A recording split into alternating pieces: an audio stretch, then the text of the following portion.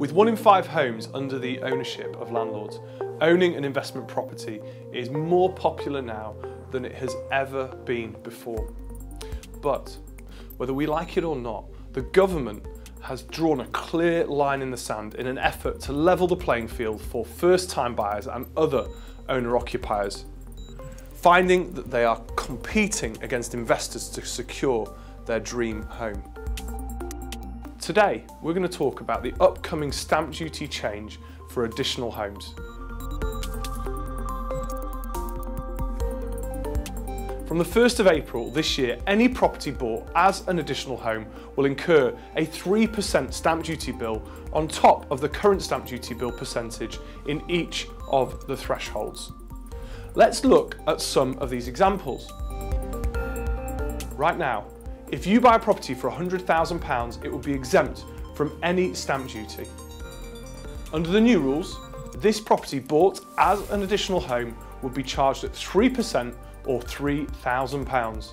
And if we look at a property with a price of £150,000, this purchase price sits in the first threshold of stamp duty with 2% charged on the bit between £125,000 and £250,000. So if I was buying that property to live in, I would pay £500, which sounds fair. Under the new rules though, a property bought as an additional home would now have a stamp duty bill of £5,000. That's quite an increase.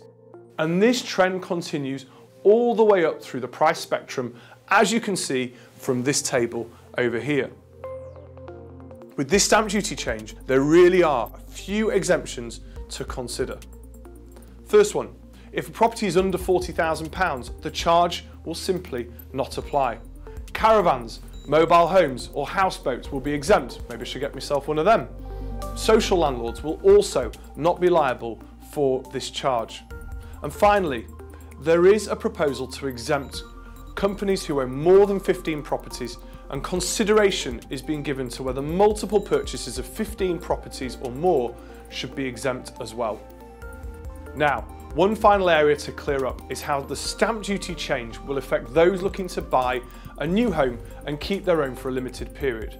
Well, in this case, the government will still charge the stamp duty, but as long as the previous home is sold within 18 months, the money can be claimed back. Good news. So that explains it. And now the big question, what will the impact be? Between now and the 1st of April, there will inevitably be a huge rush to get deals through, which could be liable for the additional tax. Now, those that make it, no problem. Those that don't, inevitably, there's going to be a few difficult conversations to be had. As with all these changes, after the event, the market will adjust to the new norm. The next hurdle will be around the changes to tax relief on interest, a subject which is more complex than stamp duty, and one so complex we're going to film another video. So watch out for that by subscribing to our YouTube channel or visit us at manningstainton.co.uk.